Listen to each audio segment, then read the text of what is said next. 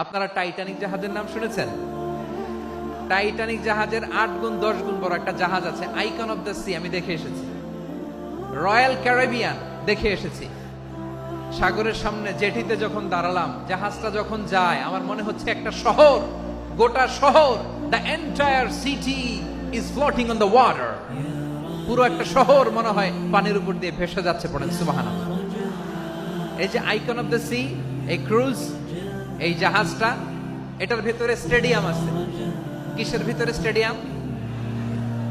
কথা বুঝে নাই বোধহয়। স্টেডিয়াম কিসের ভিতর? সুইমিং পুল আছে, শপিং মল আছে, রেস্টুরেন্ট আছে, ক্লাব আছে, 3000 4000 রুম বিশিষ্ট, কক্ষ বিশিষ্ট হোটেল আছে।